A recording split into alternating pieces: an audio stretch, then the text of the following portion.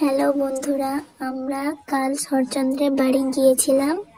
তোমাদের সবাইকে দেখাচ্ছি। তোমাদের যদি ভালো লেগে থাকে সাবস্ক্রাইব, লাইক করবে, কমেন্ট করবে। Let's go.